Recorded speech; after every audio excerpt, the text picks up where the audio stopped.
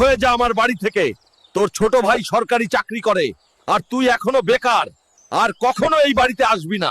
আজ সরকারি চাকরি নেই বলে মা বাবা আমাকে বাড়ি থেকে বের করে দিল, কিন্তু আমি তো মা বাবাকে অনেক ভালোবাসি। যত কষ্টই হোক না কেন, মা বাবার সামনে একদিন ছোট ভাইয়ের মতো সফল হয়ে দাঁড়াতেই হবে। হাল্ক, তোর বাবা খুব অসুস্থ, তিনি এখন হাসপাতালে আছে, তুই তাড়াতাড়ি আয়। স্যার, আমার বাবার কি হয়েছে? হালকা সাহেব, আপনার বাবার একটি কিডনি নষ্ট হয়ে গেছে, ওনাকে সুস্থ করতে এখন 5 লক্ষ টাকা লাগবে। আচ্ছা ডাক্তার, ঠিক আছে, আমি টাকার ব্যবস্থা করছি, আপনি অপেক্ষা করেন।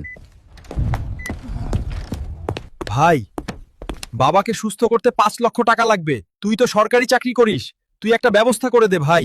বাবা এমনিও বুড়া হয়ে গেছে, আর কিছুদিন পরে এমনিতেই মারা যাবে। আর আমার এই কয়েক মাস ঘোষের টাকা কম আসছে, তাই আমি 1 টাকাও দিতে পারবো না। আর স্যার, আমি টাকা জোগাড় করতে পারি নাই, তাই আমি চাই আমার কিডনি দিয়ে আমার বাবাকে সুস্থ করে তুলুন।